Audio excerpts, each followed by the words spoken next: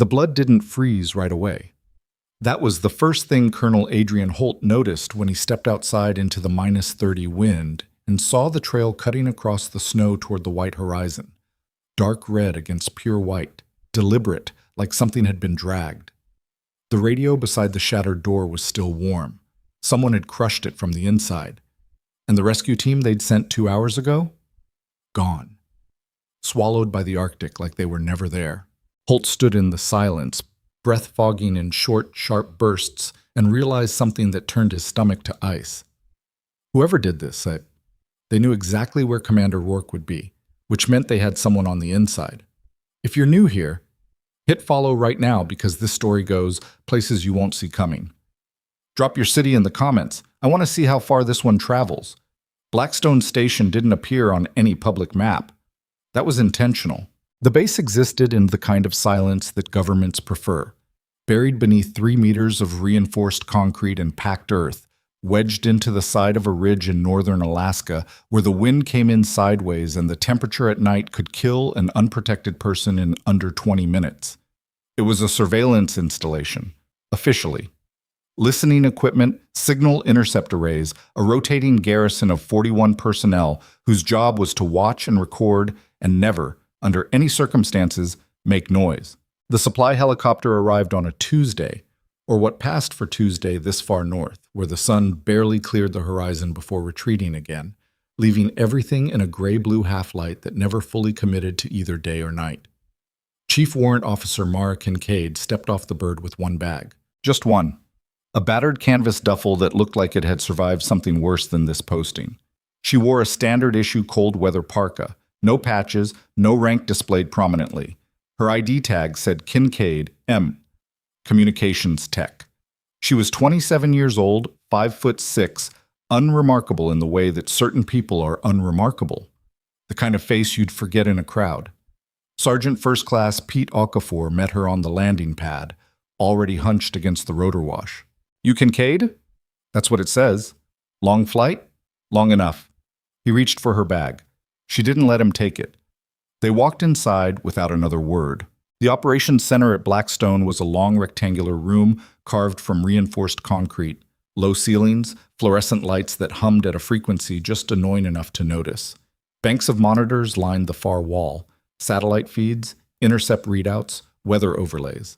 The place smelled like burnt coffee and recycled air and the particular tension of people who had been cooped up together for too long in too small a space. Captain Reed Mercer was waiting in the corridor outside the briefing room. He was the kind of officer who filled space. Broad shoulders, parade ground posture, the easy confidence of a man who had never once doubted his own judgment. He held Mara's transfer orders in one hand and looked at her the way someone looks at an invoice they didn't ask for. Kincaid. Not a greeting, a confirmation. Sir, you're here to look at the SIGINT relay array. He said it the way you'd describe a plumbing repair.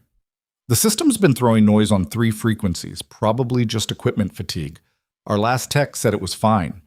He paused. Our last tech was wrong. I'll need access to the antenna housing and the processor bay. You'll need to stay out of the way. We have active operations running, and I don't need a... He glanced at her orders again. Desk-side technician wandering through my station like she's on a field trip. Mara said nothing. She held his gaze for exactly 1 second, then looked at the map on the wall behind him. A topographical layout of the surrounding terrain, red markers indicating patrol routes. She looked at it the way you look at a chessboard when you already know how the game ends, Mercer noticed. Something on your mind, Chief Warrant Officer? No, sir. Good. He handed her orders back. Okafor will show you to quarters. Chow at 1800. Stay out of the operations bay unless someone brings you in. He turned to go, then stopped. And Kincaid? The vehicle compound. Don't go near it. Understood. He left.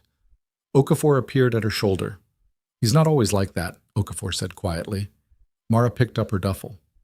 Yeah, he is. Her quarters were a converted supply room. Metal bunk, 1 shelf, a ventilation duct that rattled every 12 seconds with the regularity of a metronome. She'd slept in worse places. She'd slept in places she still couldn't talk about, in countries she'd never officially visited, under names that were already buried in files sealed until 2045. She unpacked methodically. Clothes on the shelf, toiletries on the corner of the bunk. At the bottom of the bag, under a folded thermal layer, her hand paused on a flat black case the size of a hardcover book. She looked at it for a moment, then covered it back up. Not yet. She went to find the antenna array. The comms room was in the north wing, past a fire door that needed a key card and a 4-digit code. The technician on duty, a young specialist named Torres, looked surprised to see her. "You're the replacement?" "For now." "Good." He looked relieved in the way only people who've been fighting with broken equipment for weeks can look. "The system's been garbage since the last maintenance cycle. We're getting bleed over on the primary intercept band, and the secondary relay keeps dropping packets." Mara sat down at the terminal and pulled up the diagnostic log. She scrolled slowly, not quickly. Quick was how you missed things. "How long has this been running?" "The bleed over? About 3 weeks." "And nobody flagged it?" Torres shifted. "Captain Mercer said it was background interference, Arctic atmospheric conditions." "Arctic atmospheric conditions don't produce a repeating pattern." She tapped the screen. The noise wasn't random. It had a rhythm, subtle, buried in the static, but there. A pulse. Measured. Patient. "This is structured. Someone's using your dead space." Torres stared at the readout. "That's not... Our analysts would have caught... Your analysts were looking for Russian military frequencies." She leaned back. "This is running on a commercial shipping band. Whoever set it up knew exactly how your system was tuned." The room got very quiet. "That means someone who's been inside this station," Torres said slowly.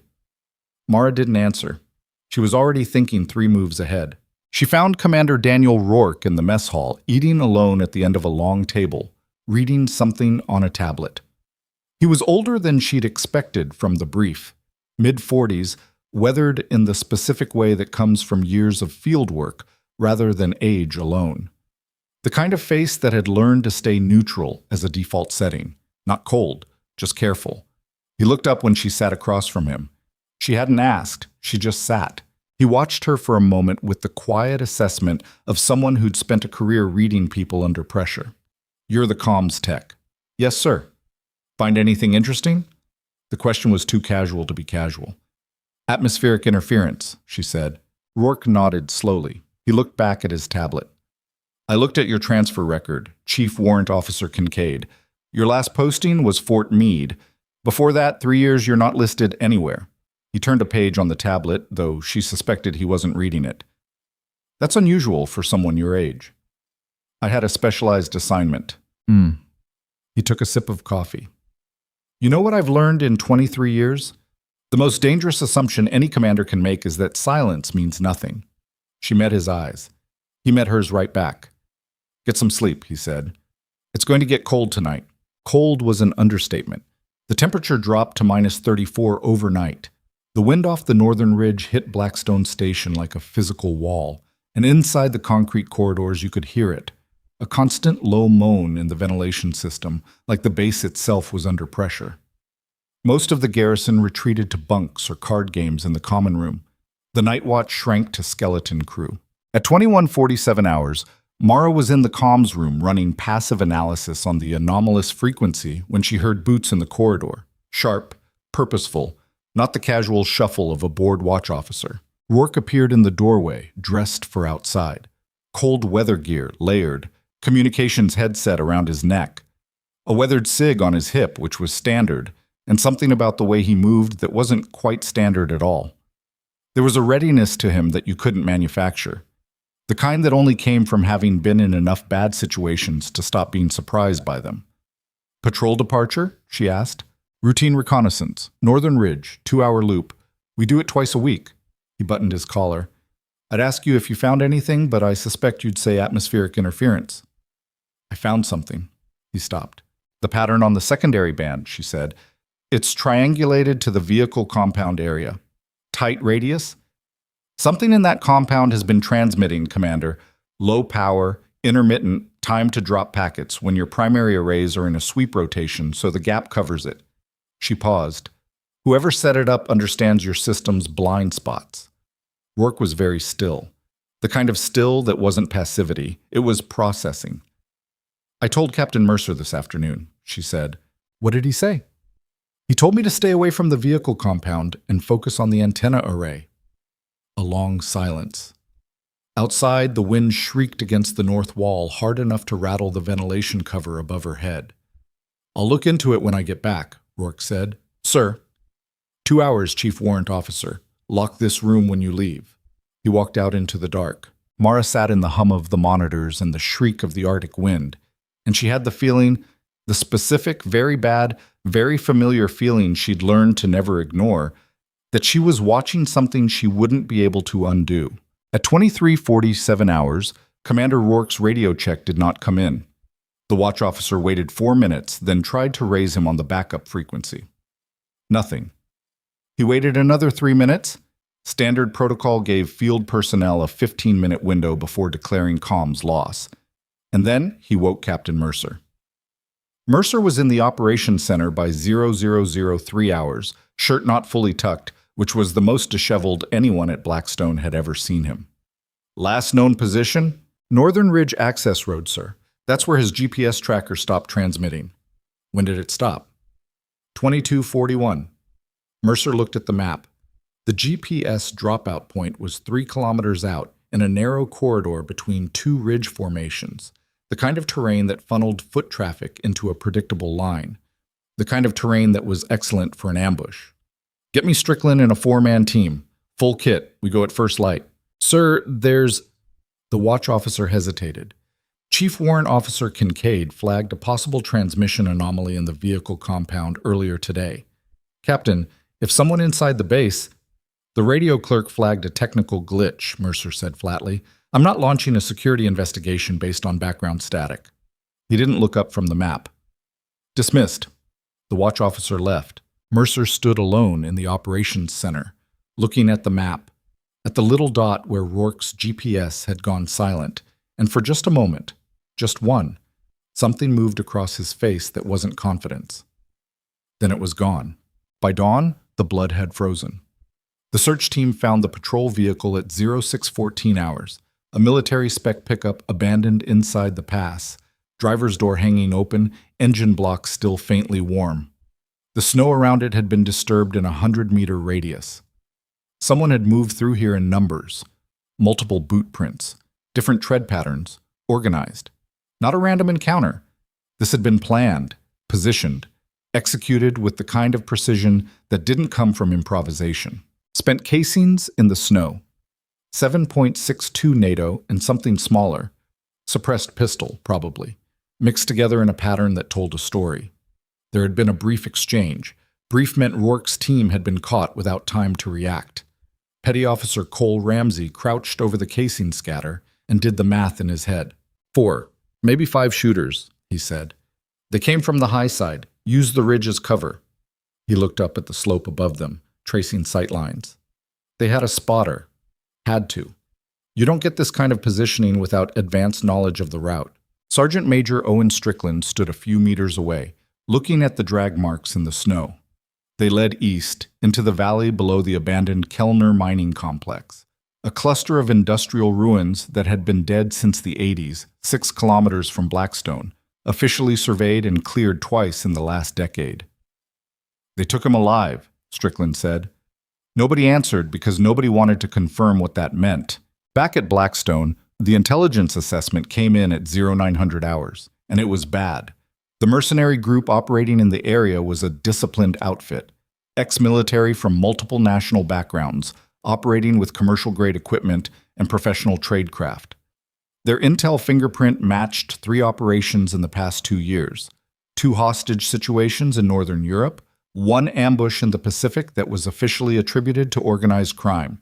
The assessment estimated Rourke had between 36 and 48 hours before they either extracted him or, the report used the word neutralized, because intelligence officers preferred clinical language when the news was brutal, before they decided he wasn't worth the liability. Mercer read it twice. His jaw was very tight. He spread a map across the operations table and started marking approach vectors to the Kellner complex. 3 main routes. He marked all 3 with the practiced efficiency of someone who trusted his own read of terrain completely. Mara appeared in the doorway. "Sir?" He didn't look up. "I said operations personnel only in this room."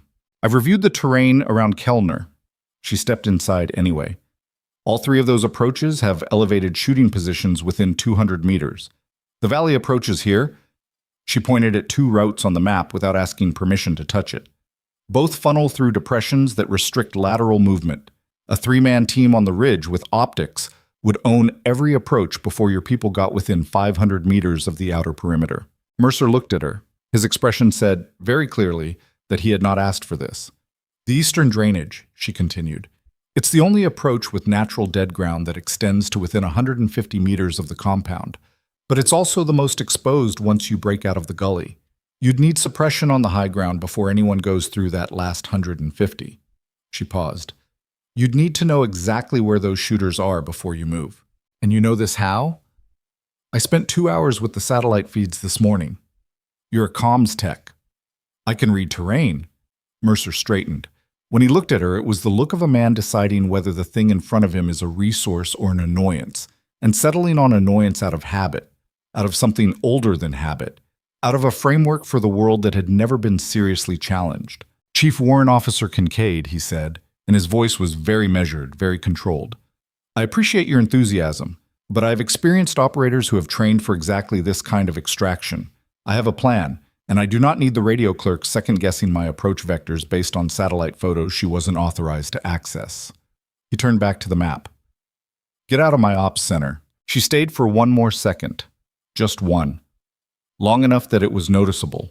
Long enough that it meant something. The shooter's on the high ground, she said quietly. There'll be at least 200 meters elevation advantage. If your team moves into that valley before those positions are neutralized, you will not get to the compound. You will lose people before you lose the mission. Out. She left. The assault launched at 1923 hours, as the northern lights began their slow burn across the sky. Green and white, shifting, impossibly beautiful and completely indifferent to what was happening below them. 3 teams, 12 personnel total, moving in staggered formation toward the eastern drainage approach. Full kit, radio discipline tight, the kind of controlled professionalism that Mercer had built his reputation on. Mara was in the comms room monitoring the radio traffic. Officially, she had no business listening. She listened anyway, sitting very still with her hands flat on the desk, watching the clock and the signal readouts, and listening to 12 people she didn't know walk into terrain she'd already mapped in her head. The first 7 minutes were clean. Controlled radio chatter, position check-ins, the tight professional cadence that operators used when they were in it, clipped, functional, no wasted words. She could track their movement by the check-ins, past the tree line, into the drainage mouth, beginning the approach. Then it happened exactly the way she said it would. The first shot came from the northern ridge, 300 meters high, firing down into the drainage at a 20-degree angle that made cover almost irrelevant. The geometry of it was brutal. You couldn't get low enough. Then a second position opened up from the eastern saddle. Then a third from a concealed slot in the rock face that didn't appear on any of Mercer's maps, because the last survey team had marked it as a natural formation, not a firing position. Someone had been in that complex long enough to know every angle, long enough to prepare. The radio erupted. Contact high, North Ridge. 2 wounded. We need... Fall back to key. Jennings is down. Mara closed her eyes. Not because she was upset, because it was easier to think with them closed. She sat with the radio noise and the specific texture of a situation going wrong in exactly the way she'd predicted, and she let herself feel it for exactly 3 seconds. The waste of it, the cost of it, the fact that 3 people were bleeding in a frozen drainage ditch because a man with authority had decided she wasn't worth listening to. 3 seconds. Then she opened her eyes and stood up. She found Ramsey in the medical bay helping get Jennings onto a treatment table. The wound was through and through on the left thigh, stable, but Jennings was furious in the specific way of someone who felt they'd been set up, which they had. The survivors were filtering in with the hollow-eyed look of people who'd just been outplayed completely and were still processing the fact of it. Mercer came in 3 minutes later. He looked like a different person than the man who'd ordered her out of the ops room. Not broken. Men like Mercer didn't break cleanly, but compressed, like something had been pushed down that would take time to surface. His shirt was still clean, his posture was still correct, but his face had lost the automatic certainty that had been sitting on it since she arrived. "Casualties?" he asked the medic. "3 wounded, none critical. Jennings is the worst. He'll need a hospital when the weather window opens." Mercer nodded. He turned to Strickland. "We regroup and—" "Sir." Ramsey's voice cut in quietly. He wasn't being insubordinate. He was being honest, which in its own way was harder and took more out of a person. "Chief Warrant Officer Kincaid told us this would happen. This morning. She told you exactly how those positions would be used." The room went still. Every person in the medical bay was looking at something other than Mercer's face, which was how you knew they were all paying very close attention to it. Mercer said nothing. "Sir, I'm aware," Mercer said. The silence stretched, heavy and specific and shaped like accountability. Then Intel Officer Naomi Vale appeared in the doorway. Her face was the wrong color, not pale. She was past pale. She had the look of someone who had just read something and was still deciding how to say it. Everyone saw it simultaneously. "What?" Mercer said. "Imagery analysis." She held up the tablet. "Satellite passed over Kellner 14 minutes ago. They've moved a vehicle to the north exterior." A pause that lasted too long. "The execution has been moved forward. We had 48 hours. She looked at the room, the wounded, the hollow eyes, the map on the wall with 3 marked routes that had all just become useless. "We have maybe 12. The silence after that was absolute. The kind of silence where you can hear the ventilation system and the wind outside and the distant, very specific sound of a situation becoming irreversible. Where 12 hours meant almost nothing at the speed that official processes moved, with a wounded assault team and weather closing in and no plan that hadn't already been proven wrong. Mercer sat down. He sat in a chair next to Jennings' treatment table and looked at his hands, and for a long moment nobody said anything at all. And outside the wind drove snow against the north wall in waves, and the fluorescent lights hummed their unchanging hum, and the world didn't pause for any of it. Then, from the corridor outside, there was a quiet sound. A metal locker opening. Ramsey was the first one to the door. He looked out into the corridor and saw Mara at the far end, standing in front of a floor-level equipment locker set into the wall, one of the plain gray ones that lined both sides of the corridor without any marking. She had her back to him, both hands inside the locker, not rushing. When she turned around, she was holding a rifle case, not a standard issue case. This one was matte black, suppressor-ready latches, cut foam interior visible through the partial lid. The kind of case that suggested what was inside it had never been officially signed out of any armory anywhere. The kind of case that existed in a different category than the rest of the equipment in this building. She met Ramsey's eyes from 30 feet away. He looked at the case. He looked at her face. He looked at her hands, which were steady in a way that wasn't the steadiness of someone trying to appear calm. It was the steadiness of someone for whom this was simply a familiar situation. Something shifted in the back of his brain, some quiet recalibration, the way your eyes adjust when the light in a room turns out to be different than you thought. "Who are you?" he said. She held his gaze for exactly 1 second. "Get me Strickland." She set the case on the operations table and opened the latches one at a time. Inside, a suppressed precision rifle, broken down and seated in cut foam with the care of something that had been used in conditions that didn't forgive carelessness. Alongside it, a folded set of identification documents. Not military issue. Commercial. A Norwegian fishing company. A Canadian surveying firm. Identities that existed in databases, with paper trails, with backstories that would hold up to a surface-level check in a field situation. The kind of documents that took infrastructure to build. And beneath that, pressed flat against the bottom of the case, a single sheet of paper with a classification marking across the top that made Sergeant Major Owen Strickland, 22 years of service, 4 combat deployments, a man who had personally seen most things the military had to offer, go very quiet and very still. He read it twice, slowly. Then again, not because he'd misread it, but because reading it a second time was the thing you did when the first read changed the shape of the room you were standing in. He looked up from the paper. He looked at Mara Kincaid, or whoever she was, whatever name was actually attached to the history that single page summarized. And what crossed his face was not quite respect and not quite fear, but something carved from both. The specific expression of a man recalibrating an assumption he didn't know he'd been making. Wraith, he said, not a question, a recognition, like a word he'd read somewhere important a long time ago and filed without expecting to ever need it. She was already assembling the rifle, both hands moving with the kind of practiced economy that isn't trained into people so much as worn into them over thousands of repetitions in conditions where mistakes had consequences. No wasted motion, no performance. How fast can you move across open terrain in this cold? She asked. Strickland watched her hand seat the bolt assembly with a quarter-turn lock and pressed the suppressor housing until it clicked. He watched the way she didn't look at what she was doing because she didn't need to. Fast enough, he said. She looked up. Something in her eyes. Not warmth, not cold either. Clarity.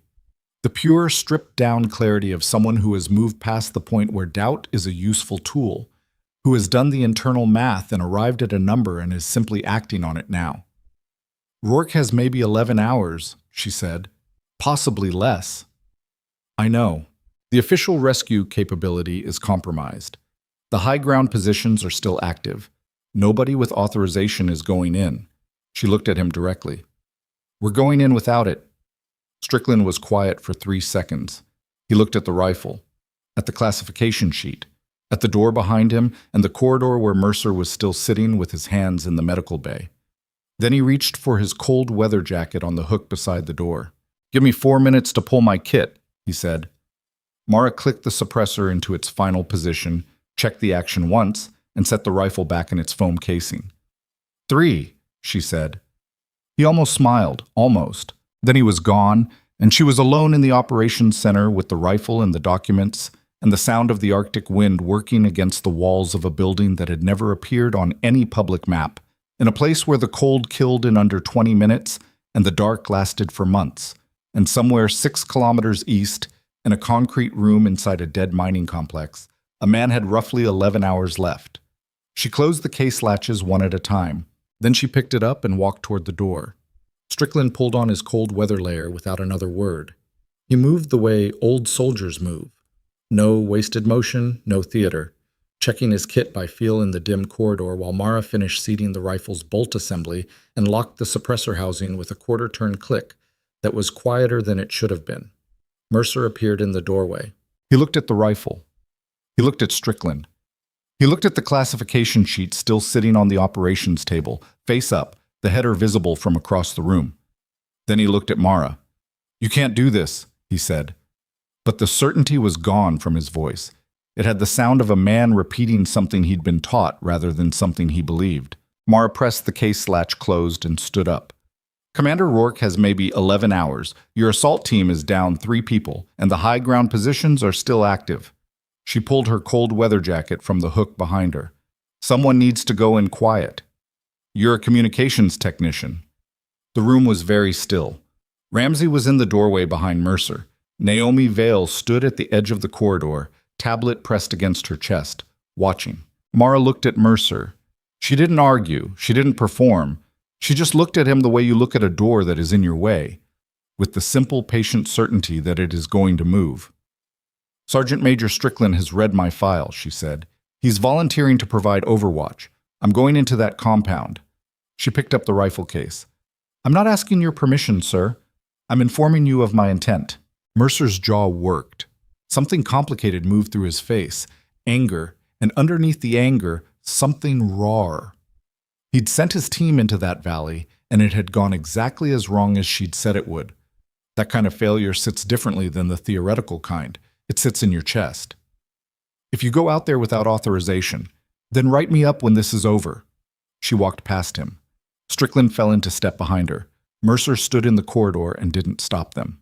Ramsey watched the captain's face in the moment after they were gone, the moment when the mask slipped just enough to show what was underneath it. It wasn't what Ramsey expected. It wasn't rage. It was something older and smaller than rage. It was the face of a man who was beginning to understand the size of the mistake he'd been making, and who didn't yet have the language to say so. Naomi Vale stepped quietly back into the intel room and closed the door. Nobody said anything for a long time. The cold outside was a different thing than the cold inside the base. Inside, the cold was managed, uncomfortable, present, but held at a distance by concrete and heating systems. Outside, at 2100 hours in northern Alaska in late November, the cold was structural. It pressed against your face and found every imperfect seal in your gear and worked its way into the spaces between your fingers and the back of your neck with the methodical patience of something that had all the time in the world. Mara moved anyway. She and Strickland covered the first 2 kilometers in 45 minutes, moving along the ridgeline east of the primary patrol route, staying below the skyline. The northern lights had faded to a thin green smear across the upper atmosphere. The moon was partial, enough to work with, throwing pale light across the snow that made shadows sharp and depth hard to read. Strickland was good at this. She registered that early. He moved quietly for a man his size, chose his footing well, and didn't talk when talking wasn't useful. 22 years had burned off whatever needed burning and left something efficient underneath. They communicated in hand signals and short bursts on a secondary encrypted channel that Mara had set up through the comms room. A frequency that didn't run through Blackstone's primary relay, didn't touch the compromised secondary band, bounced off a commercial transponder 300 kilometers north. Clean, private. 3 words maximum per transmission. At the 2-kilometer mark, Strickland touched her arm and pointed. High on the northern ridge, a shape. Small, still, but wrong against the natural silhouette of the rock. Someone up there with glass watching the valley approaches. Professional placement. They'd have a 180-degree view of every approach route Mercer had marked on the map. Mara looked for 60 seconds without moving. Then she mapped 3 alternative firing positions in her head, triangulated the likely observer's line of sight based on the terrain, and identified a dead ground corridor that ran below his minimum depression angle, a narrow gulch choked with old snow that would be brutal to move through but would keep them invisible to the high position for nearly 400 meters. She tapped Strickland's shoulder and pointed at the gulch. He looked at it. She could see him doing the same calculation she'd just done, arriving at the same conclusion, not loving it. He nodded. The gulch was brutal. The snow was chest-deep in the worst sections, crusted on top and powder underneath, and moving through it quietly at any speed was close to impossible. They went slowly, deliberately. The cold was absolute down there, away from any windbreak the ridge provided, just open and still and merciless. 40 minutes for 400 meters. When they came out the other side, they were below the eastern face of the Kellner Mining Complex, a cluster of industrial structures that had been left to the Arctic for 40 years and had begun to look like the Arctic had started winning. Rusted corrugated steel walls, collapsed sections, a main processing building that still stood mostly intact, and 3 outbuildings in varying states of structural failure. The vehicle she'd seen on satellite imagery was parked on the north side, engine visible even from here as a faint heat signature if you knew how to look for it. Strickland set up his overwatch position in the rocks above the drainage outlet. Good angle on the north and east faces of the compound. He carried a standard-issue marksman rifle. Nothing exotic, nothing classified, just a tool he'd been using for 2 decades that he could operate in his sleep in -30 with one eye closed.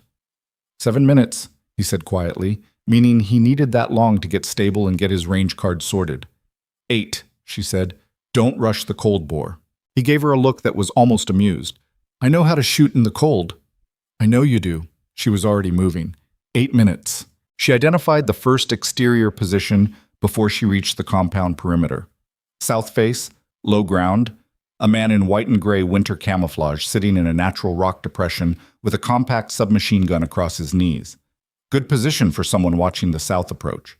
Bad position for someone who thought they were alone in the dark. She gave him wide clearance, moving on his blind side, and slipped through a gap in the compound's corrugated exterior wall where a section had rusted away and collapsed inward. The gap was barely wide enough for her shoulders. She went through sideways, exhaling to compress her chest, and came out inside the compound's inner yard. The Kellner complex had 3 internal zones separated by half walls and fallen machinery. Remnants of its industrial past, conveyor housings and processing tanks, most of it frozen solid and half buried. The zones created a kind of interior maze that would be disorienting to anyone who hadn't studied the layout. Mara had studied the layout. She moved through the first zone without contact. The second zone was different. 2 men patrolling in a loose figure-8 pattern, overlapping, covering the gaps each other left. It was a professional pattern. The kind of spacing that required training and practice to maintain. These weren't hired locals, these were people who had done this before in places that mattered. She watched them for 3 full minutes, mapped the timing, found the dead spot in the pattern, where both were simultaneously in each other's visual shadow for about 6 seconds. 6 seconds wasn't much. It was enough. She moved through the gap and reached the far side of the second zone and pressed herself against the interior wall of the main processing building, breathing slow and controlled, listening. Inside, above her, voices. 2 distinct cadences. And underneath them, something else. A third person, breathing differently. Labored, the sound of someone managing pain rather than talking through it. Rourke. She found the maintenance tunnel entrance where the satellite imagery had shown a structural collapse on the building's east side. The collapse had partially blocked it, but partially wasn't fully, and she went in on her hands and knees through darkness that was absolute and smelled like rust and old hydraulic fluid and something biological she didn't identify. 20 meters. 30. The tunnel bent right and then opened upward through a floor grate into what had once been a lower utility corridor. She came up slowly, checked left, checked right, clear. Strickland's voice in her earpiece barely above a whisper. Movement on the north face. Vehicle started. They're warming it up. She processed that. Warming the vehicle meant preparation to move. Moving the vehicle meant moving a prisoner or removing evidence or both. And either way, it meant the timeline had just compressed further. She climbed. The upper level of the processing building was a network of catwalks and equipment platforms, some stable, some not. She tested each section of grating before committing weight to it, moving in the dark by memory and the thin ambient light that came through gaps in the corrugated roof. Wind moaned through the structure constantly, a low, uneven sound that covered footfall but also covered everything else. The voices were clearer now. She tracked them to the northeast corner of the upper level, a closed-off storage room with a light source inside. She could see the thin yellow line under the door from 40 feet away. She covered the distance carefully. Outside the door, she listened. 2 voices. Speaking English with Eastern European accents, neither quite identifiable. The generic accent of men who had learned military English in multiple countries. One was bored. One was focused. The focused one was talking on a radio, giving position reports in a clipped pattern that sounded like a check-in sequence. She checked her watch. Strickland 7. 8 minutes had been up for 6 minutes. She opened the door. It happened fast. Both men moved faster than the bored one had any right to move, and the focused one already had his weapon up when she came through the threshold, which told her the radio check-in was also a readiness signal, and she filed that away for later in the half-second she had to work with before the room became a very loud, very small problem. It wasn't clean. Nothing about it was clean.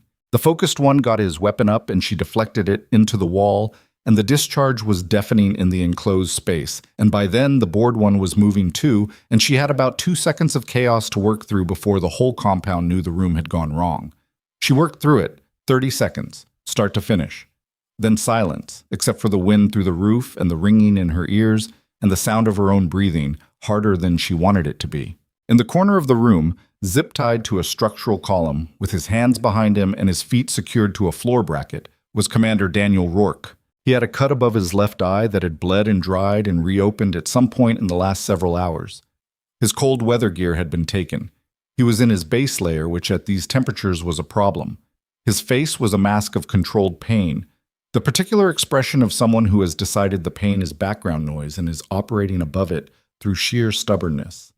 He stared at her. She could see him processing it, the dim room, the 2 men who were no longer a problem, and then her face, which he knew from the fluorescent lights of the mess hall and the comms room and the corridor outside the briefing room where Mercer had dismissed her.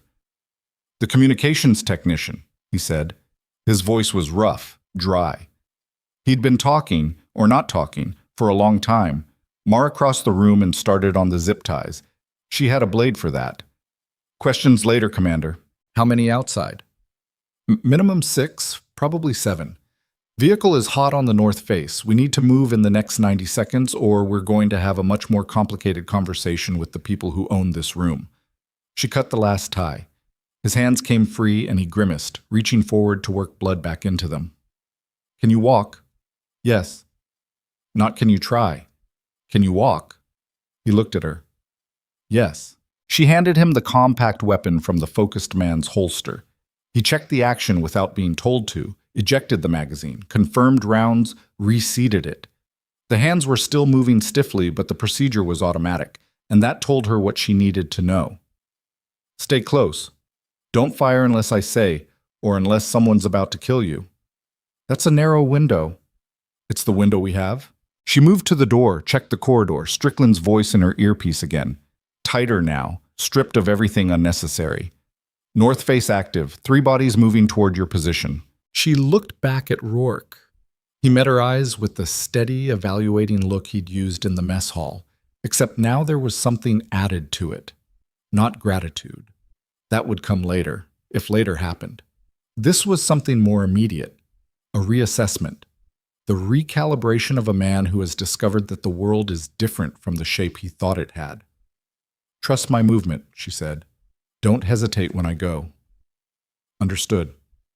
If we get separated, we won't, he said. She looked at him for half a second. Then she pulled the door open and they went into the dark.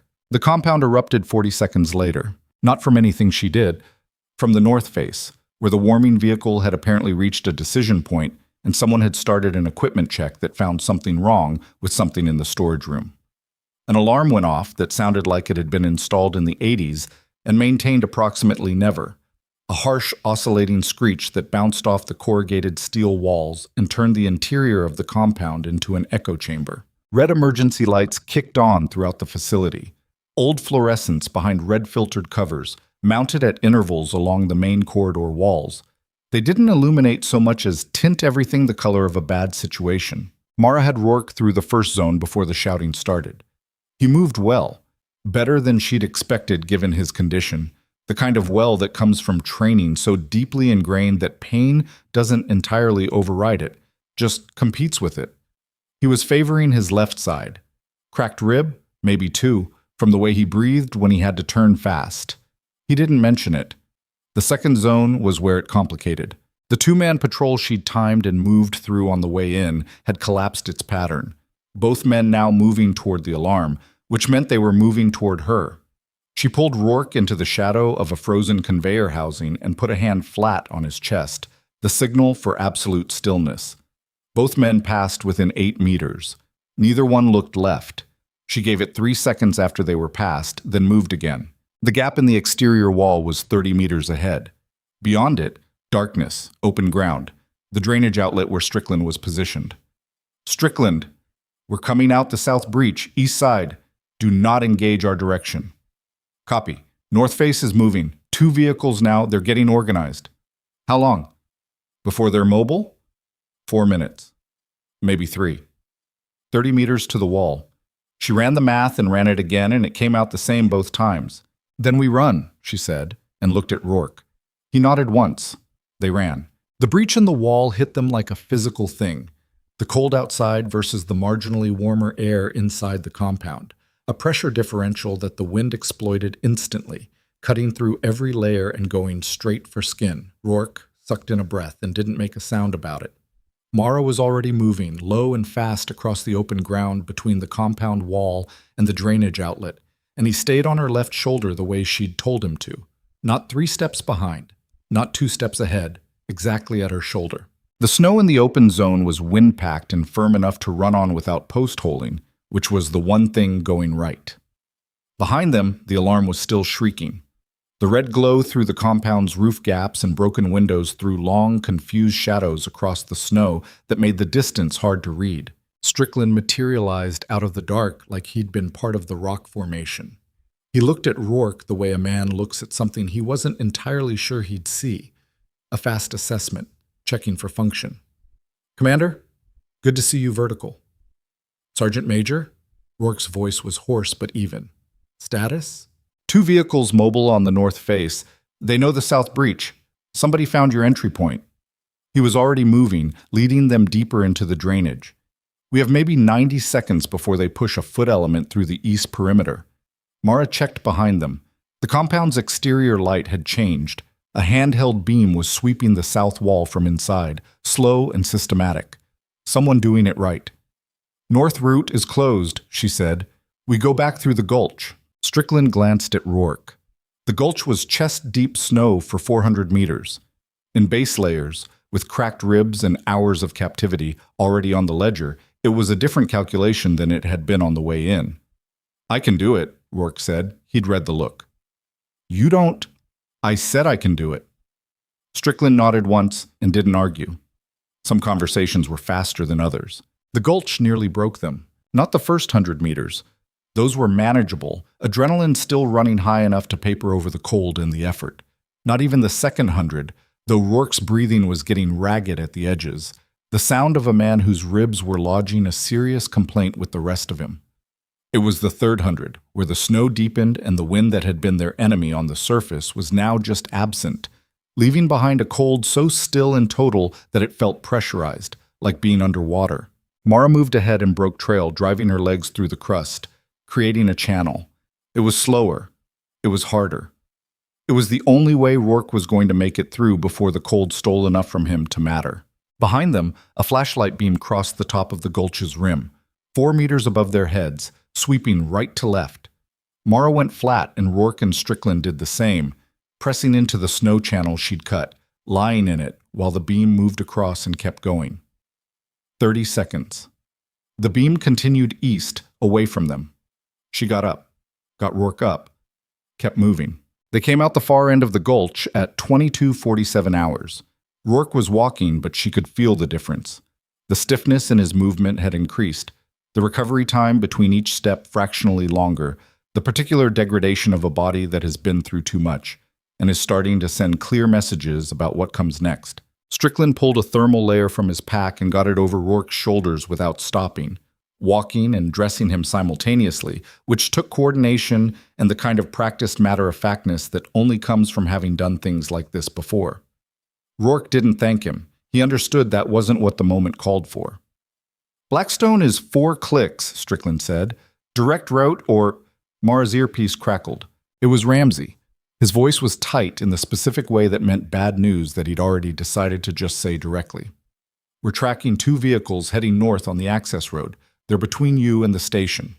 She stopped walking. Strickland stopped beside her. Say again, Ramsey. 2 vehicles running dark, no lights, moving north on the main access road at about 40 clicks. They passed the ridge marker 4 minutes ago.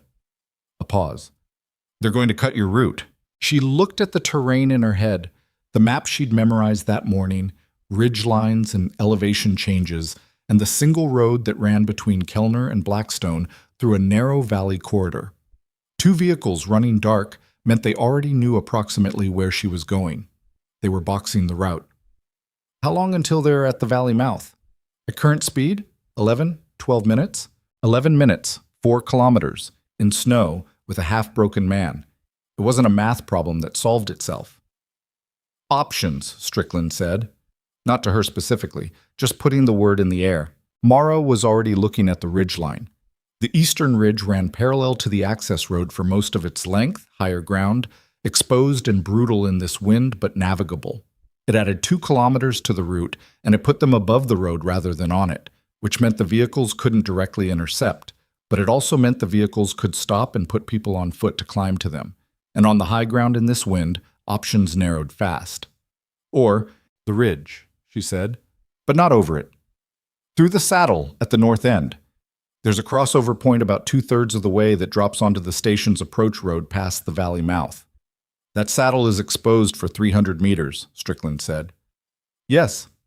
He looked at the sky. The partial moon. 300 meters of open, elevated terrain, lit well enough that anyone below with optics would have a clear shot. She already knew that. He already knew she knew that.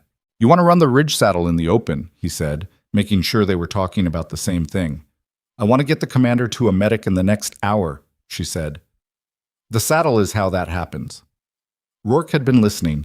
He straightened slightly, adjusting the thermal layer on his shoulders. Lead the way, Chief Warrant Officer. The wind on the ridge was a different animal than the cold in the gulch. The gulch was stillness that killed slowly. The ridge was violence, a sustained lateral blast that leaned into them at a constant angle and made every step a negotiation between forward progress and being pushed sideways into nothing. The elevation was 1,100 meters, modest by any real standard, but enough that the valley below was a patchwork of shadow and pale moonlit snow and the distant orange glow of vehicle headlights that had, apparently, given up on running dark. 2 sets of headlights, stopped at the valley mouth, not moving, waiting. They'd seen the ridge option coming, or someone down there had figured it fast enough to adapt. Strickland said nothing. Mara said nothing. Rourke watched the lights below and breathed through his nose and said nothing. The 3 of them moved through the wind toward the saddle like they were being paid by the step. She heard the shot before she processed what it was. A crack from below and to the left, flat and sharp. The distinctive report of a precision rifle in cold air, which travels differently than in warmth, faster, with less distortion. And by the time she'd identified it and started moving her body, the round had already passed, well wide, kicking snow 10 meters ahead of them on the ridgeline. Ranging shot. Down, she said, as they were already going down, all 3 of them, into the snow on the lee side of the ridge where the cornice overhang provided maybe 2 feet of angle concealment from below. She had her rifle up. Strickland had his. Rourke had the compact pistol, which at 200 meters of elevation differential was a symbolic gesture, and he held it anyway. Single shooter, Strickland said. Ranging means they're not confident in the distance. They'll adjust. Yes. A second shot. Closer this time. The snow erupted 4 meters to their right and slightly behind, which meant the shooter had overcorrected for wind and was dialing back. Third shot would probably be inside a meter. There wasn't going to be a third shot if she could help it. She came up over the cornice lip in one motion, put the suppressed rifle on the most likely position below, a rock formation at the base of the eastern slope, 240 meters, good cover from the valley floor but exposed from elevation, and waited. Waiting was the part nobody filmed in the movies. The holding of breath, the management of heartbeat, which sounded absurd when you said it but was entirely real. Too much pulse, and the sight picture moved in a rhythm that the brain started to predict and anticipate incorrectly. She'd learned to slow it down years ago, in a place she still wasn't allowed to name, under a trainer who communicated mostly in silence and whose name she was also not allowed to use. The muzzle flash came from exactly where she'd anticipated it. The third shot went 3 feet over their heads. She fired once in the half-second after the flash, before the shooter could pull back into cover, and the rifle below went silent. It stayed silent. She came back down behind the cornice. Strickland looked at her. She looked at the saddle ahead, 200 meters of exposed traverse. Move, she said. They made the saddle in 4 minutes. Nobody shot at them. The vehicles at the valley mouth started moving again when they were halfway across.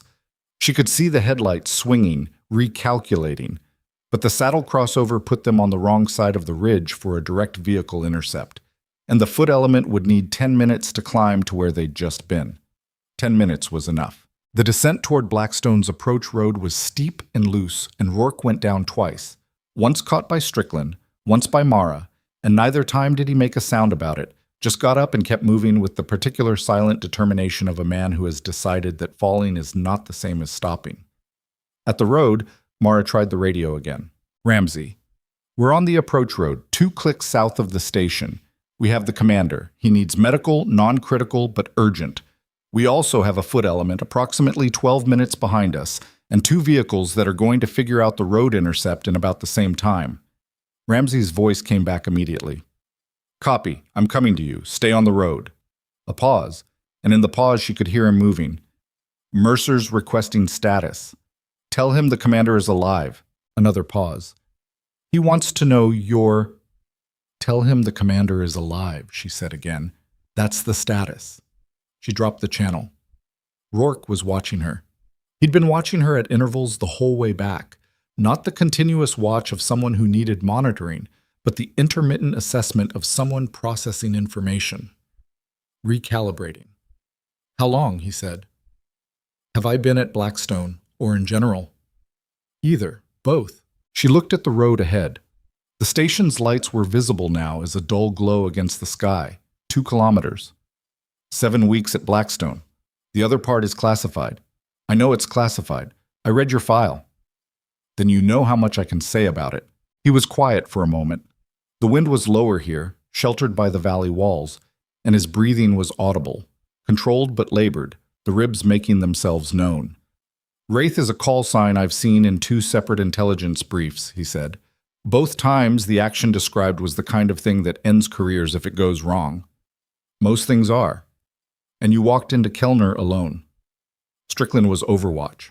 "You walked into Kellner with one support element, at night, in -30, after being dismissed by my base commander for 48 hours. He paused.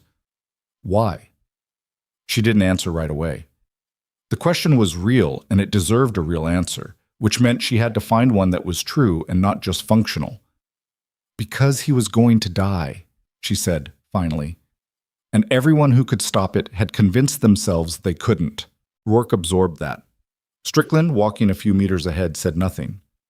"I sent 12 people into that valley," Rourke said quietly, "based on Mercer's plan." "You weren't there when the plan was made." "No, but Mercer is my officer. His decisions got 3 people shot." She said it without heat, flat, factual. "And you almost got executed. Those are also true things." Another silence, long enough that she thought he might not answer. "Yes," he said. "They are." Ramsey met them 900 meters from the station in an open utility vehicle. No weapons. Just a man who'd grabbed the nearest set of keys and driven into the dark without, apparently, telling anyone. He stopped the vehicle and got out and looked at Rourke for a long second with the expression of someone confirming something they needed to confirm with their own eyes. "Sir?" "Ramsey." Rourke moved toward the vehicle with effort. "Good to see a friendly face." "Yes, sir." Ramsey moved to help him. Rourke accepted it this time without the resistance he'd shown in the gulch, which told Mara the ribs had made their argument successfully over the last hour of downhill. She climbed into the back without being asked, and Strickland took the passenger seat, rifle across his knees. Ramsey drove. Nobody talked for the first 30 seconds. Then Ramsey said, "Mercer's in the operations center. He's been there since you left." He said it carefully, without inflection, which carried more than inflection would have. "And?" Mara said. "And he's not the same as this morning." A pause. "I've worked for him 2 years. I've never seen him." He stopped, searched for the word. "Quiet." She looked at the road. The station's exterior lights were close now, throwing yellow-white pools on the snow. "How are the wounded?" Rourke asked. "Jennings is stable. The other 2 are mobile. Nobody's critical." Ramsey paused again. "Chief Warrant Officer Kincaid told Mercer this morning that the approach vectors were covered, that the high ground would—" "I know what she said," Rourke said. "I read the ops log." He didn't listen. "I know that too." The vehicle stopped at the main entrance.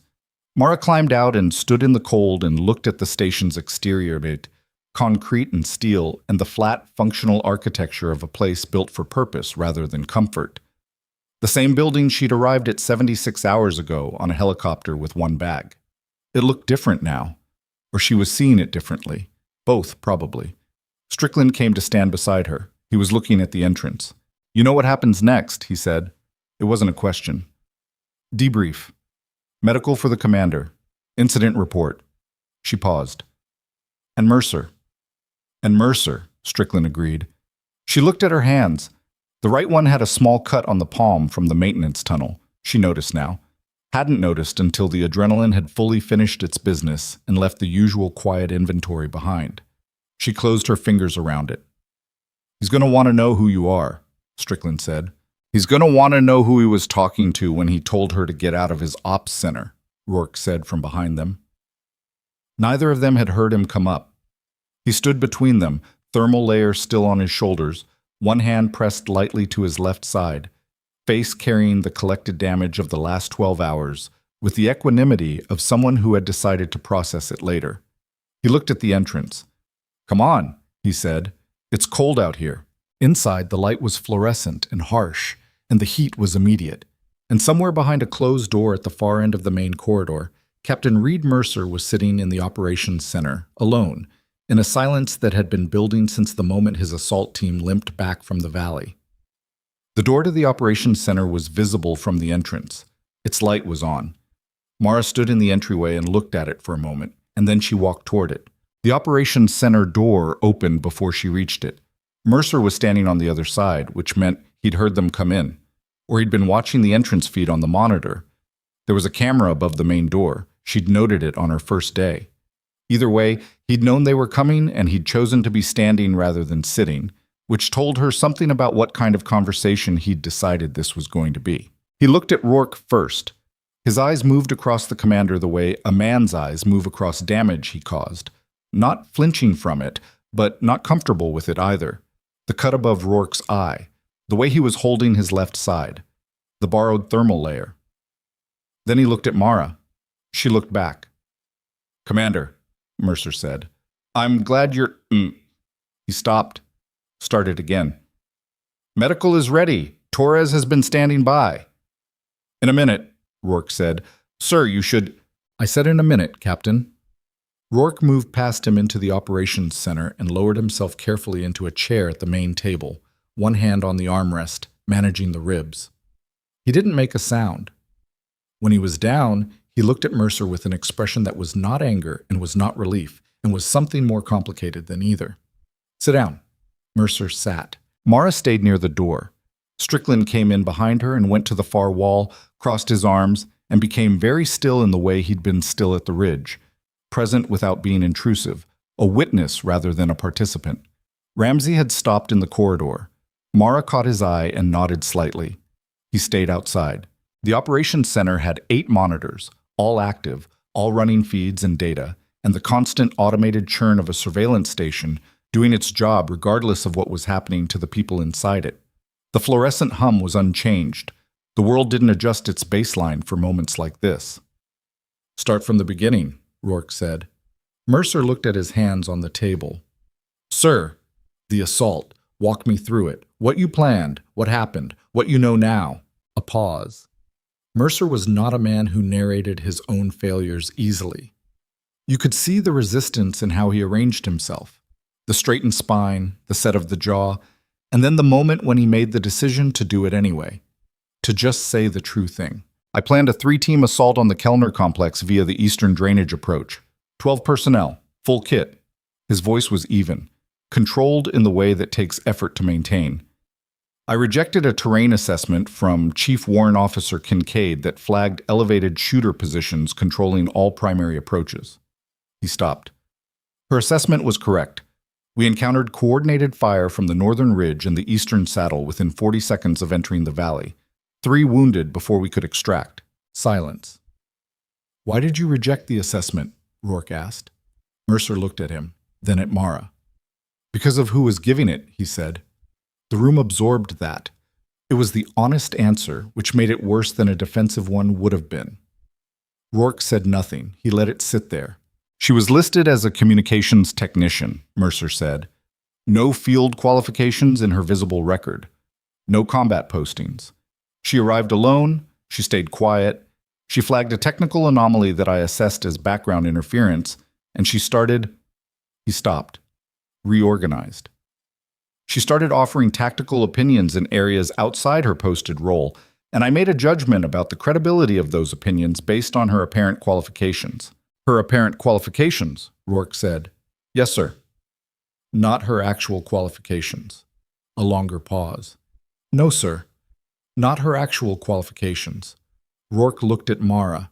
She hadn't moved from near the door. She was watching Mercer the way she watched things, with that quality of attention that was complete without being aggressive. "Chief Warrant Officer Kincaid," Rourke said, "you found the transmission anomaly within how long of arriving at this station?" "About 4 hours." 4 hours. "And you reported it to Captain Mercer?" "That afternoon, yes." "Who told you it was background interference and ordered you away from the vehicle compound?" Rourke looked back at Mercer. "The same vehicle compound from which someone had been transmitting patrol route data to the mercenary unit that took me." The word mercenary landed differently now than it would have in a briefing room context. It landed with the weight of a man who had been zip-tied to a structural column for 12 hours and was sitting here now only because of a chain of decisions that Mercer had either made or refused to make. Mercer said nothing. "Did you find the transmitter?" Rourke asked. "Naomi's team located it 2 hours ago." Mercer's jaw tightened. "Compact device, commercial grade, installed inside the engine housing of Vehicle 4. It had been there for at least 3 weeks based on the battery depletion rate. 3 weeks, Rourke said, and the anomaly Kincaid found was 3 weeks old. Yes. So someone on this station installed that device 3 weeks ago, and it's still running, and we don't know who. We're working on... That's a problem for another conversation. Rourke shifted in the chair. His face went briefly tight and then went neutral again, the ribs reminding him they existed. Right now I want to understand something. Kincaid warned you about the vehicle compound. She warned you about the approach vectors. You dismissed both warnings. He looked at Mercer without heat, which was almost worse than anger. What did you think was going to happen? Mercer looked at the table. I thought she was wrong. Why? Because... He stopped. The honest answer was right there and he couldn't quite get around it. Because she didn't look like someone who would be right about those things. The fluorescent hum, the monitor feeds, the wind outside which never stopped. Okay, Rourke said. Okay. The medical bay was 2 rooms down the corridor. Torres had set up for a field assessment. Not a full surgical suite, they didn't have that, but enough to establish what needed immediate attention and what could wait for the weather window to evacuate. Mara sat in the corridor outside while Torres worked on Rourke. She could hear the low murmur of conversation through the door, the occasional wince of someone responding to palpation in a way that confirmed what she'd suspected about the ribs. Naomi Vale appeared from the intel room and came to sit beside her. She had a cup of coffee in each hand and offered one without asking. Mara took it. It was bad coffee. The particular kind that had been sitting in a pot for too long and gone sour in the dark. And she drank it anyway because hot was what mattered. The transmission device, Mara said. Vehicle 4, engine housing, passenger side. Good installation, not visible without pulling the panel. Naomi wrapped both hands around her own cup. We're running personnel access logs for the vehicle compound over the last month. That's going to take a while.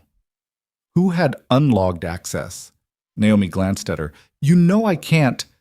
You already thought about it, Mara said, before you came out here. You already have a short list.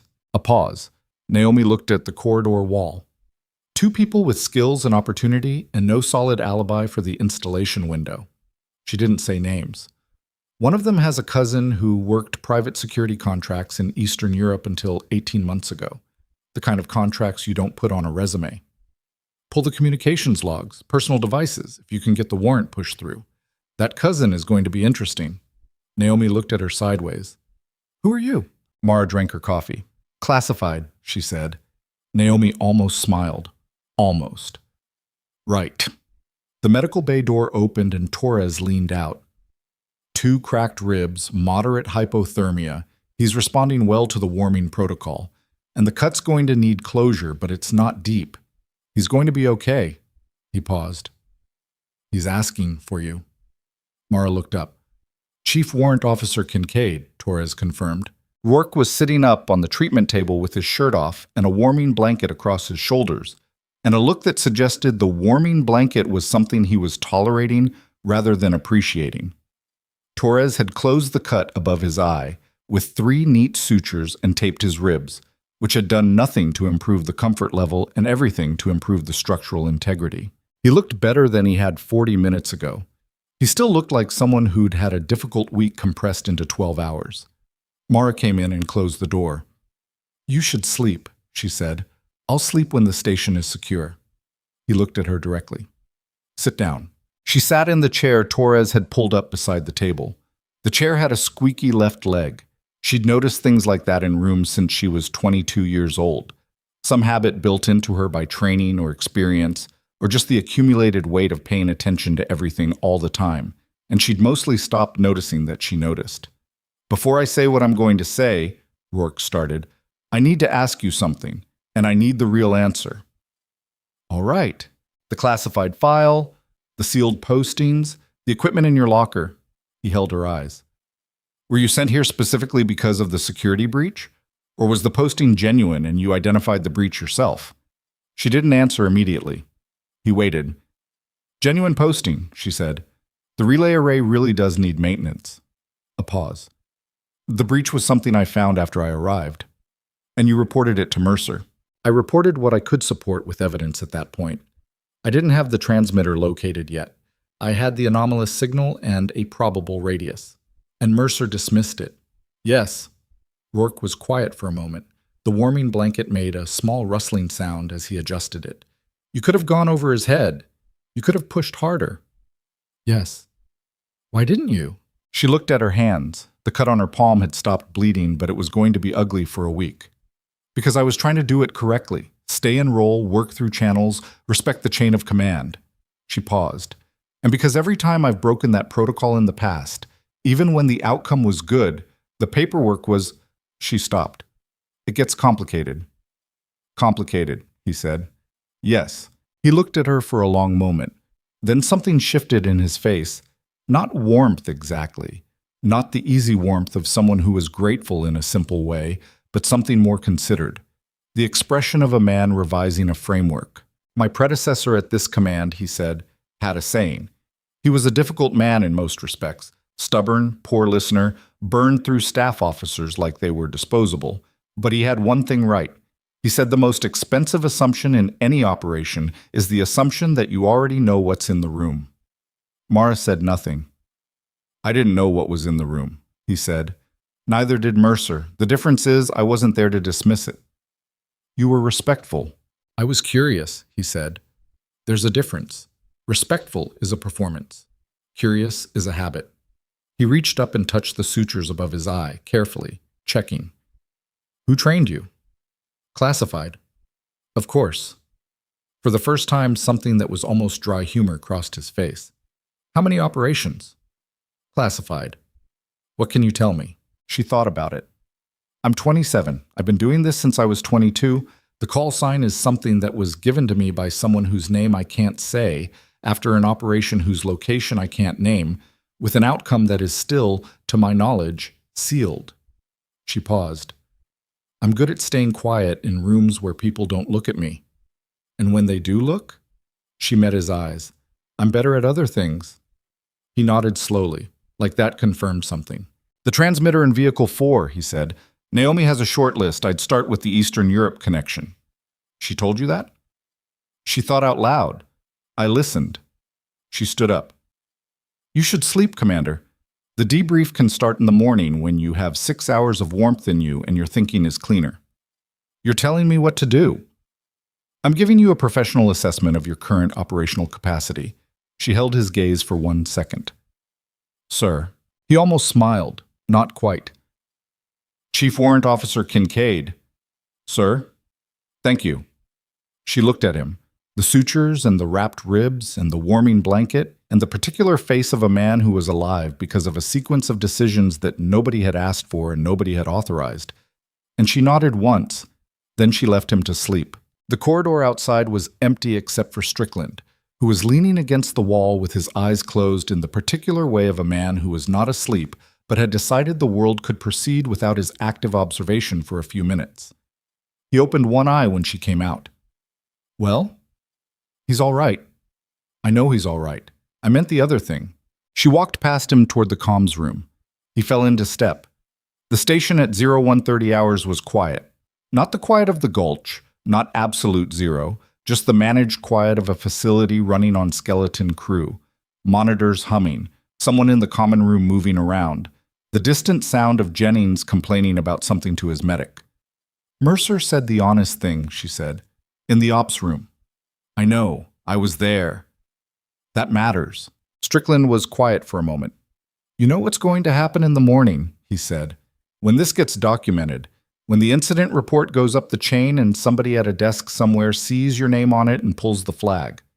Yes. This posting ends. Probably. And then? She pushed open the comms room door. The monitors were still running. Her passive analysis from yesterday was still cued on the secondary screen. The anomalous pattern still visible in the signal data, now confirmed as exactly what she'd said it was. She sat down in front of it. And then they send me somewhere else, she said, and I start over. Strickland stood in the doorway. He looked at the monitor, at the signal pattern, at the woman who had been invisible in this room less than 48 hours ago. Doesn't that... He stopped, reconsidered the question. Does it bother you? She looked at the signal pattern. The structured noise in the dead space, the transmitter that had been running for 3 weeks, the patrol route data that had made everything else possible. What bothers me, she said, is that I told him about the compound and he still went out at night. She turned her chair to face the screen fully. The rest of it is just logistics. Strickland nodded. He'd been around long enough to hear what wasn't being said. He pushed off the doorframe. Get some sleep, Kincaid. You too, Sergeant Major. He left. The door swung almost closed behind him. She turned back to the monitor and pulled up the personnel access log for the vehicle compound. Naomi's request had started the formal process, but the formal process moved at institutional speed, which was not the speed she worked at. She started reading the raw data, timestamps, badge numbers, duration of access, and within the first 3 minutes found something that made her stop. One badge number.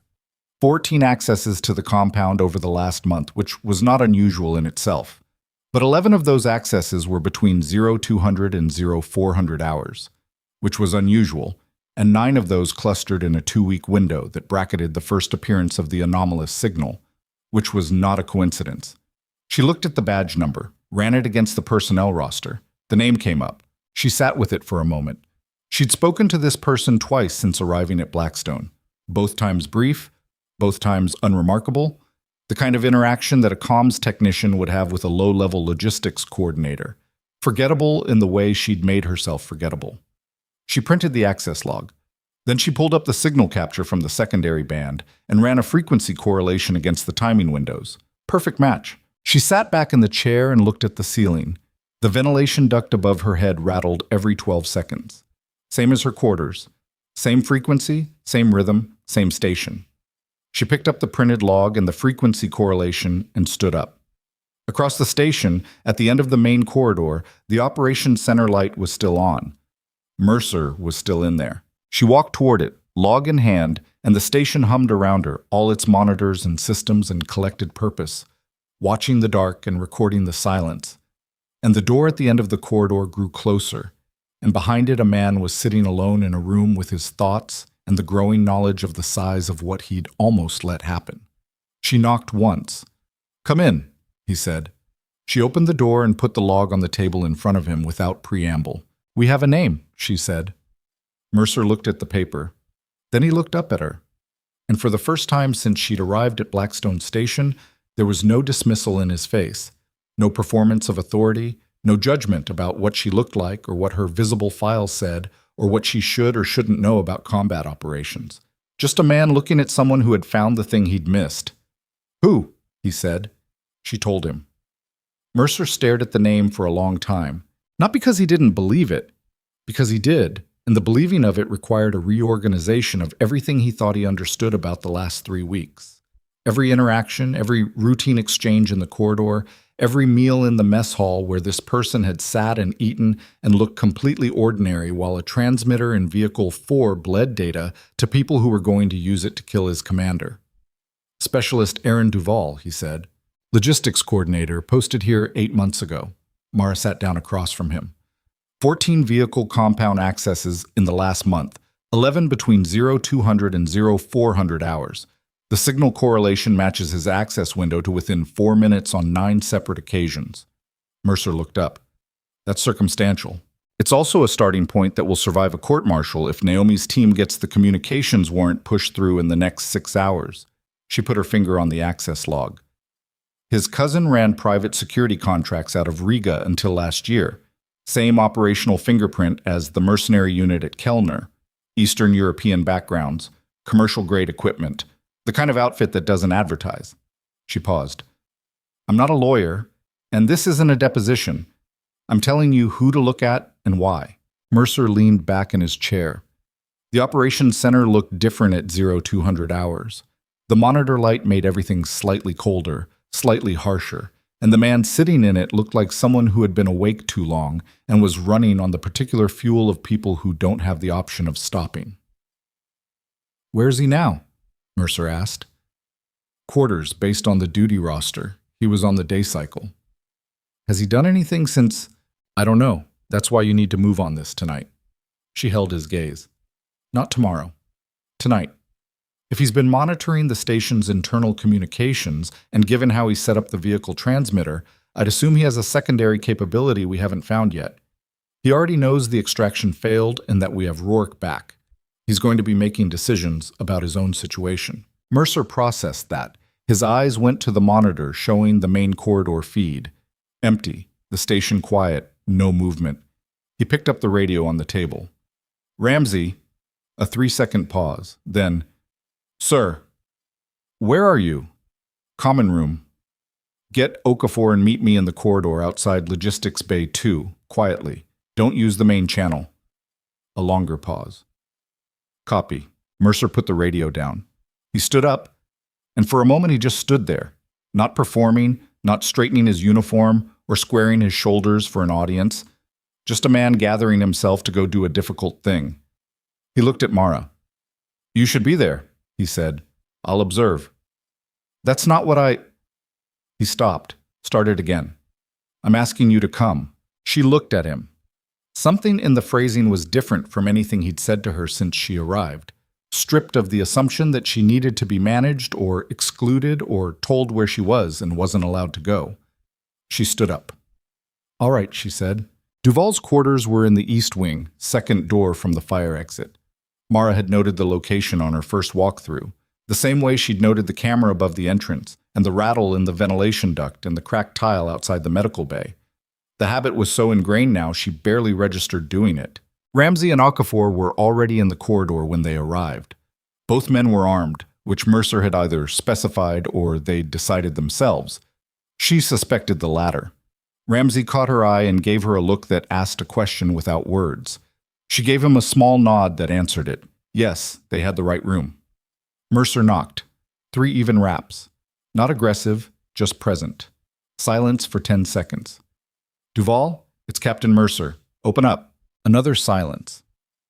Longer this time, and the quality of it was different from sleep. It was the silence of a person making a calculation. The door opened. Aaron Duval was 24 years old, medium build, sandy-haired, with the kind of face that was genuinely forgettable in the way that certain people's faces were.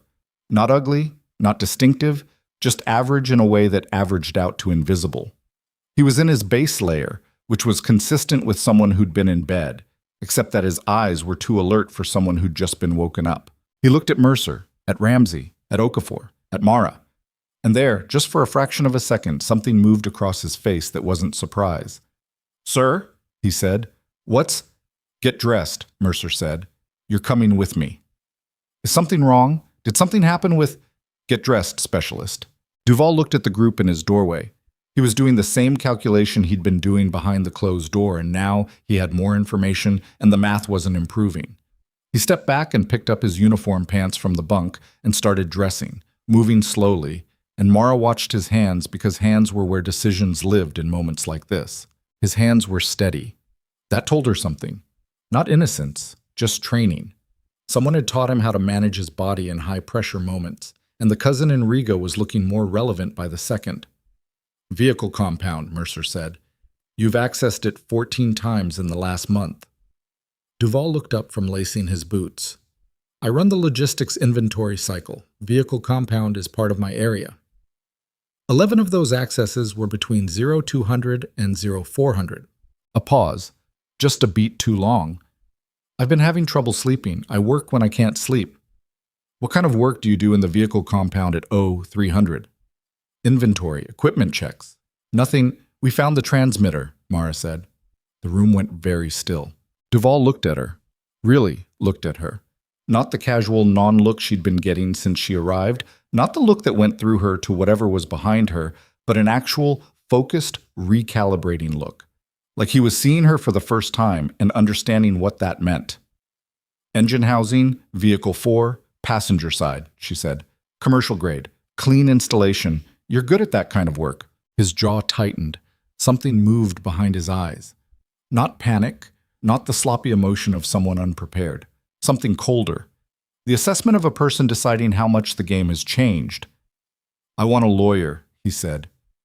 "You're going to get one," Mercer said, "right after you come with me." The interrogation happened in the station's secure conference room, which was a generous name for a room with a table, 4 chairs, and a recording system that Naomi Vale activated from the adjacent monitoring space. Mercer led. Mara sat in the corner not at the table, in the corner, which was where she'd been put and which suited her entirely because corners had angles and angles had information. Duval said nothing useful for the first 40 minutes. He asked for his lawyer 3 more times, received the same answer each time. Isolation protocols, weather window, JAG would be contacted as soon as communications allowed, and settled into a kind of watchful silence that was probably the most honest thing about him. He'd been trained to wait, so he waited. Then Naomi came through the door and put a printed page on the table in front of Mercer and left without sitting down. Mercer read it. His expression didn't change. He slid it across to Duval. Duval looked at it. It was a message log. Encrypted commercial channel, pulled from the satellite uplink records by a very fast warrant that Naomi had pushed through via emergency provision at 0230 hours. 14 messages over 6 weeks. The encryption was commercial grade and would take time to fully crack, but the metadata was immediate. Sender, receiver, timestamp, packet size. The receiver address resolved to a commercial relay node in Helsinki that Naomi's database flagged with 3 separate intelligence markers. Duval's face didn't collapse. It did something subtler, a kind of compression, like a structure taking on weight. We're going to crack the content, Mercer said. That's a matter of time and resources, not possibility. What's also a matter of time is that the mercenary unit you were working with is going to get picked up. There are 2 operational teams moving on the Kellner complex in approximately 4 hours based on information we provided to the regional command 30 minutes ago. He paused. When they talk, and they will talk, the chain connects back to you regardless of what's in those messages. Duval looked at the paper. He looked at the wall. He looked at his hands. How much of it was money? Mercer asked. Genuine question, not a trap. Just a man trying to understand. Duval said nothing for a long time. Then, all of it. His voice was flat.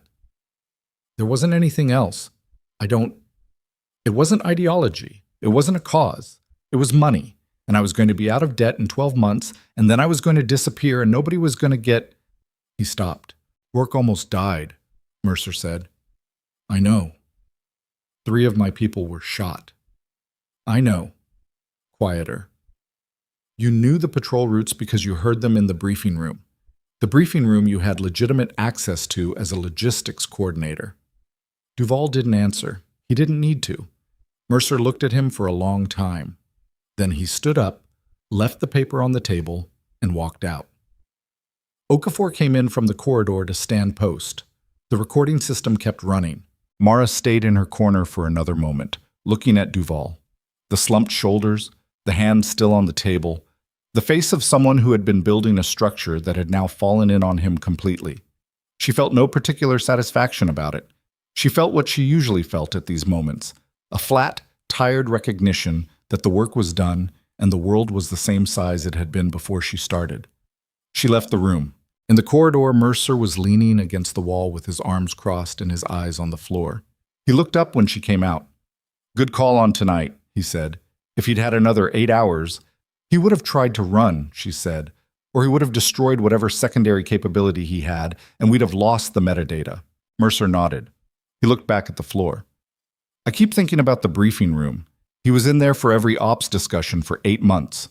Route planning, patrol schedules, personnel rotations. He shook his head. 8 months of that. The transmitter was only active for 3 weeks, which means for 5 months he was building the picture and waiting for the right buyer. His jaw tightened. Or the right operation. She didn't answer. There wasn't much to add to that. I'm going to need to write this up, he said. All of it. The assault, the failed rescue, what you did. What? He stopped. Your file is classified above my clearance level. I don't know what I'm authorized to put in an incident report. Write what you saw and what happened. Leave my background out of it. Naomi knows the right channels to flag it through. Someone at the appropriate level will fill in whatever the report needs. And you? She looked at the corridor, the long stretch of fluorescent-lit concrete that she'd walked for the first time 76 hours ago, with one bag and a cover story, and the quiet, specific intention of someone who was used to arriving in places that didn't know what to do with her. I'll be here until the weather window opens, she said. After that, someone will make a decision about where I go next. Mercer was quiet for a moment. For what it's worth, he said, and stopped. She waited. I want to say I would have listened if I'd known what you were. He met her eyes. But I don't know if that's true. I'd like it to be true. I'm working on whether it is. It was the most honest thing he'd said in the entire time she'd known him. Possibly the most honest thing he'd said in longer than that. That's the right question to be working on, she said. The weather window opened 31 hours later. In that time, the following things happened.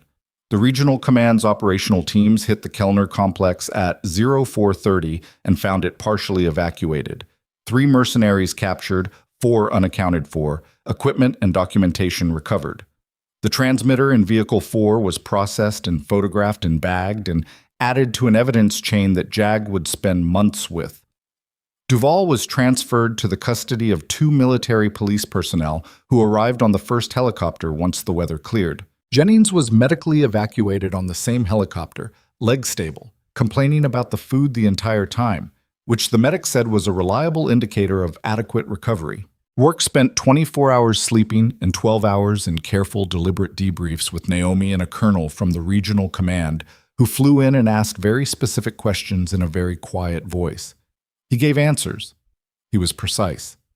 When the colonel asked about the extraction, Rourke described what Mara had done in the factual language of an operational report.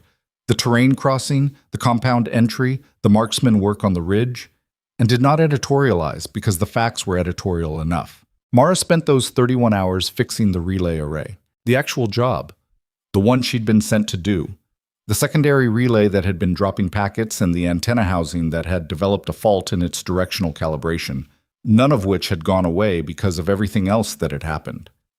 Torres helped.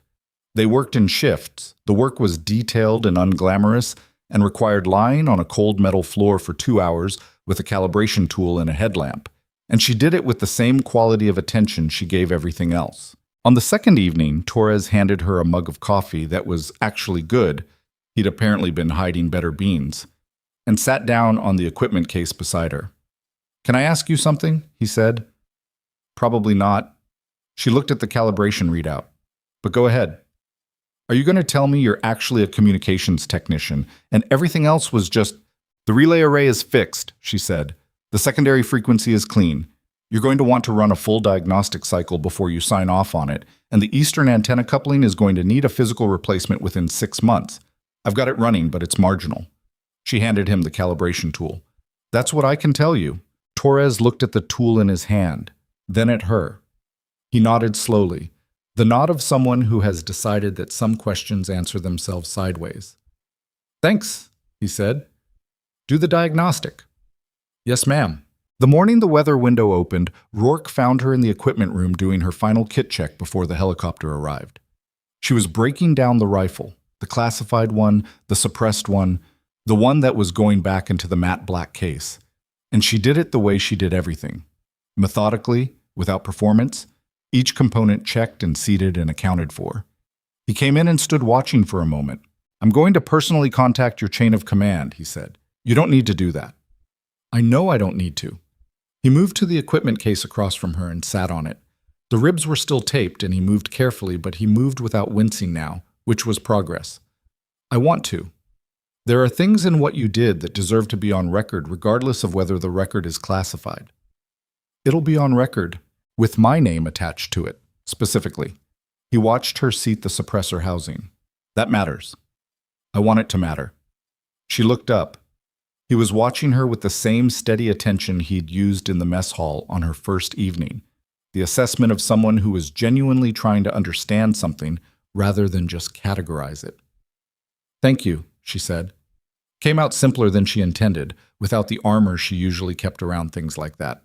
She let it stay simple. "There's going to be a formal review," he said. "Mercer's assault decision, the intelligence failure, Duvall, all of it goes under a microscope. That process is going to take months, and it's going to be uncomfortable for everyone involved." He paused. "I'll be recommending that Mercer's career continue, for the record."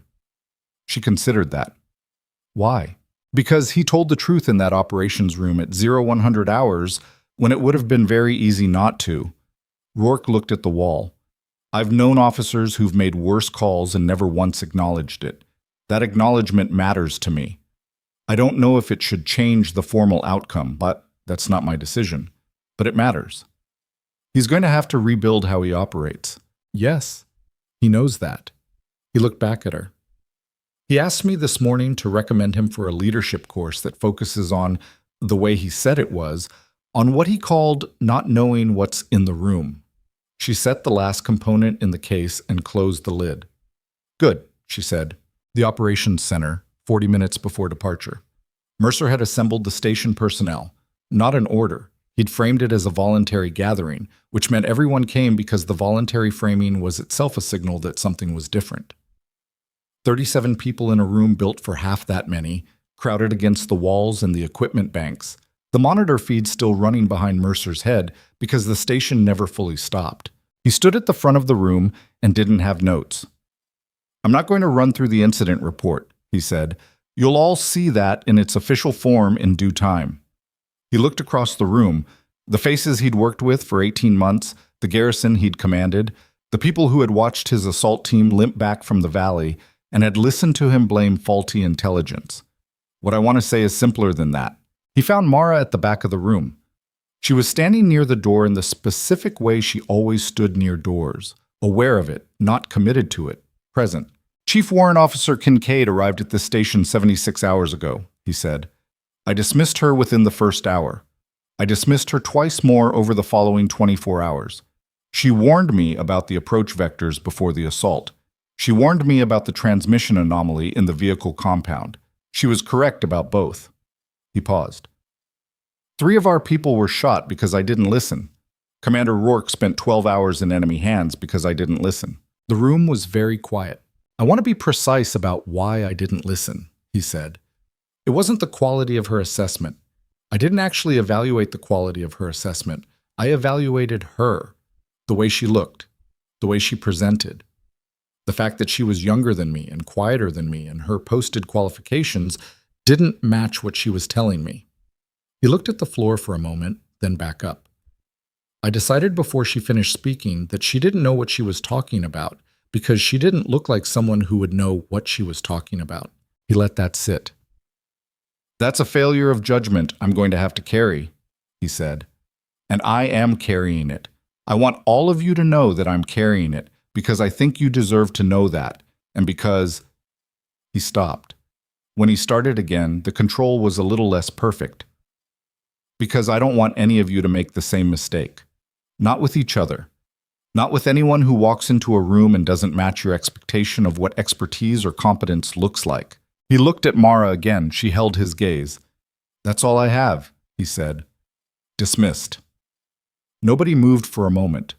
Then the room began to shift and separate, the way rooms do when a weight lifts and people remember they're allowed to move again. There was low talking, the sound of people processing, and somewhere near the front, Ramsey put his hand flat on the equipment console and looked at it for a moment, and then looked at the ceiling. Okafor pushed through toward Mara. For what it's worth, he said, I never thought you were just a comms tech. She looked at him. What did you think I was? He considered it. Someone I shouldn't say the wrong thing to. He paused. Was I right? She almost smiled. Get back to work, Sergeant. Rourke found her on the landing pad 20 minutes before departure. She had her bag, the same battered canvas duffel she'd arrived with. No more, no less. And she was watching the helicopter come in from the south, a dark shape growing against a sky that was doing something extraordinary. The cloud cover had broken in the north, and through the gap, the morning light was coming in at a low angle across the snowfields, clean and pale and absolutely clear. The kind of light that existed up here for maybe an hour, on good days before the weather reasserted itself. He came to stand beside her. They both watched the helicopter. Where do they send you next? He asked. I don't know yet. Does it bother you? Not knowing? She thought about that. Genuinely thought about it, the way the question deserved. It used to, she said, early on.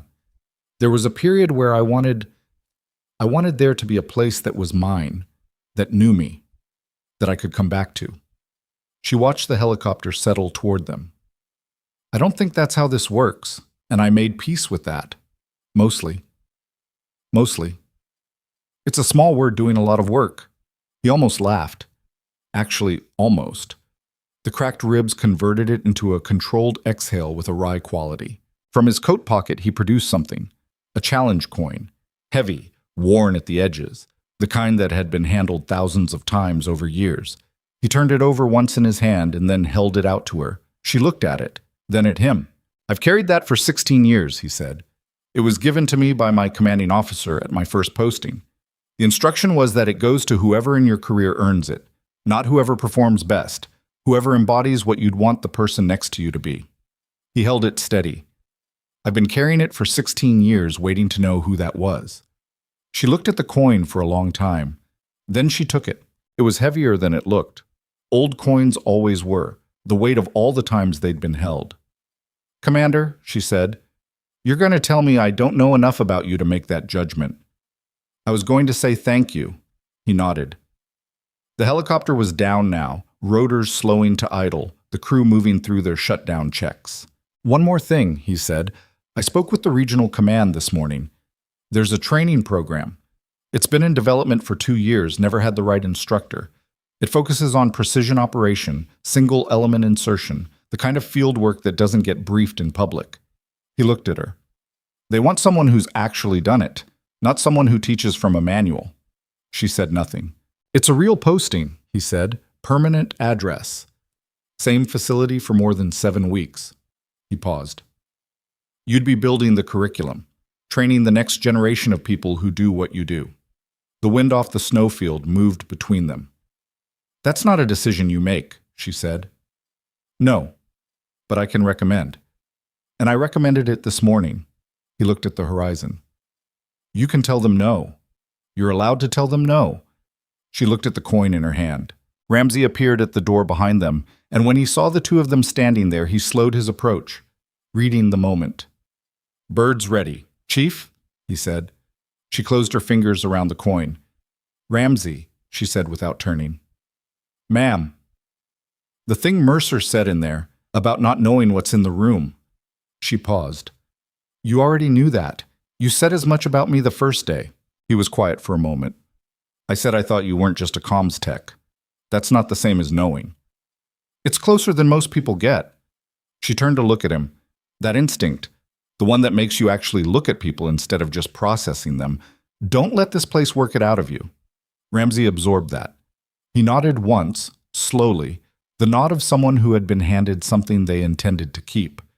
"Safe travels, Chief Warrant Officer," he said. She picked up her bag.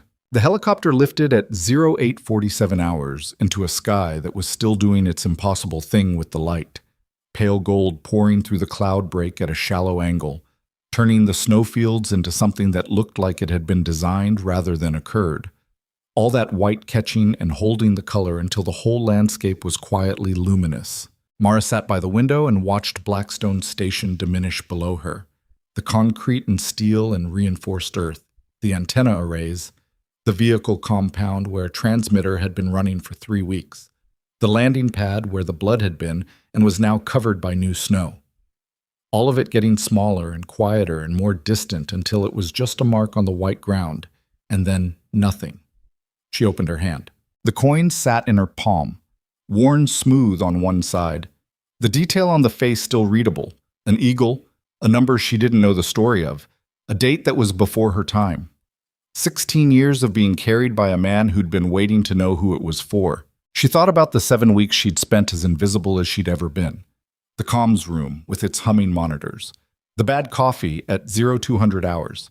The maintenance tunnel at -30 with frozen hydraulic fluid and absolute darkness.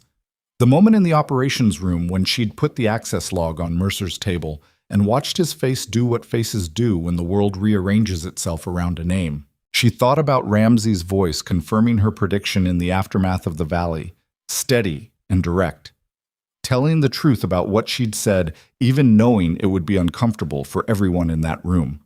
She thought about Rourke, zip-tied to a structural column in his base layer, cracked ribs and 12 hours of captivity, who had looked at her and said questions later, and taken the weapon she put in his hand without hesitation.